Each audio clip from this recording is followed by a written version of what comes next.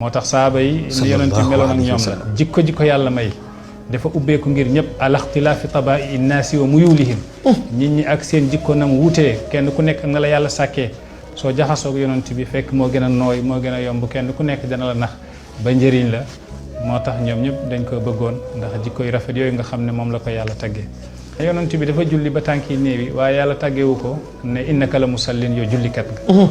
yonent bi woor na ba woor guddi saaba yi sax jéem ko cee roy mu ne déet bu leen ma roy ci wooru guddi gi inni lastuka ahdikum innani abitu inda rabbi fa yut'imuni wa yasqini Allahu akbar damay fanaan ca yàlla mu may lekk may naan kon bu leen woor guddi di ma ci roy loolu sama xususiyaat la waaye yàlla taxul yàlla wax ko ne innaka la sawaamun yow woorkat nga yàlla ba mu koy tagg jikko la ko taggee kon xam-xam su àndeeg jikko réussite day ñëw toujours la budda moo tax Sawbaan jaamu yonent bi la dafa xëy benn bés kanam gi rës lool yonent bi xool ko ne ko Sawbaan lan la lii lu xew ba sa kanam gaa ngi rës mu ne ko su ma la géejee gis rek damay feebar ndax bëgg la yow yonent yàlla